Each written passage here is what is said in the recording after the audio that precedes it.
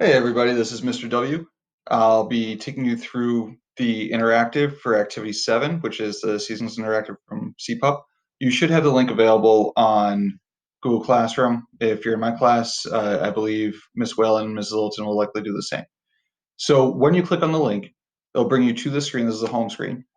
It kind of gives you a run through of what latitude the different places are that we're going to be looking at. So where the South Pole is, North Pole, the equator, the tropics, but mostly we're going to be focusing on the locations.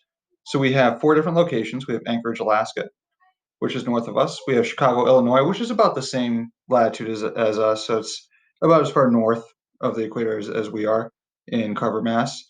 We have Quito, Ecuador, which is pretty much right on the equator. And then we also have Melbourne, Australia, which of course is in the southern hemisphere. So I'll give you a chance to kind of compare and contrast the effects of the southern hemisphere and the northern hemisphere and what's happening with the daylight hours and the seasons. So when we want to go in, we click on continue to interactive in the top right, and we're going to see 2 different images kind of playing throughout this whole interactive. So we have the side view, which focuses mainly on the effect of the tilt, and this information kind of goes along with that.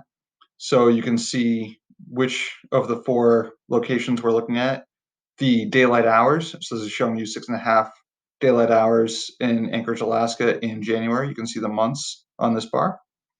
And then you can also see the average temperature of that point. So that's looking at basically like January 1st and February 1st, March 1st, etc.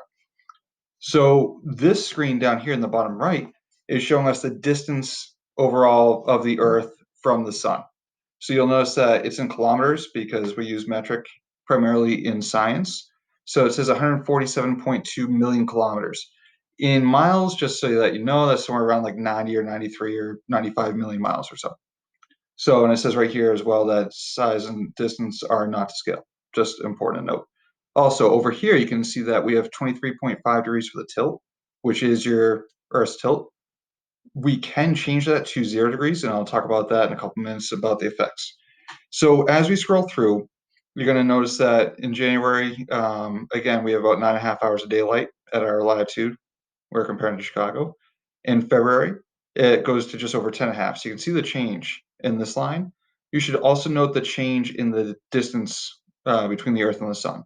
So we started in January with 147.2 million kilometers. And then in February, we went up to 147.8 million kilometers.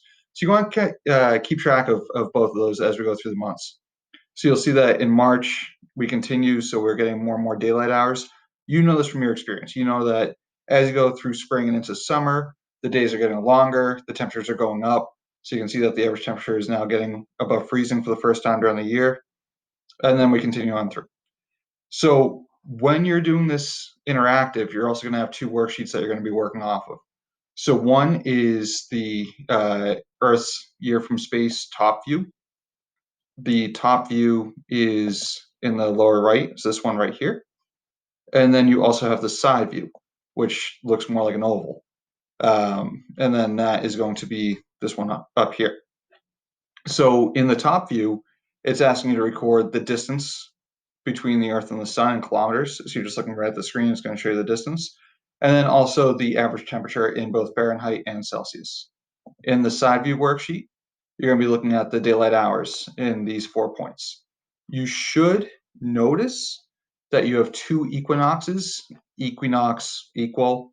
So you may have an idea of what's going to happen with your daylight hours there. And then you also have your solstices. So one solstice, you're going to have the maximum number of hours of daylight in the year. And then the other solstice, you'll have the minimum number of daylight hours in the year. So the ultimate goal is really to pay attention to the effect of the tilt and then also the distance between the Earth and the Sun. So what I'd like you to do is kind of run through all this. Notice that this is all changing. When we go to 0 degrees, notice what's happening with your daylight hours and your temperature as you go through. So you'll notice that the distance is changing, but what is happening in daylight hours and temperature as you go through the year. So those are your goals. Really focus on the effects of the tilt and the effects of the distance and determine which one is having the greatest effect on your daylight hours and your average temperatures. If you have any questions, please ask myself, Miss Whalen, or Mrs. Littleton, and hope you learn a lot from this one.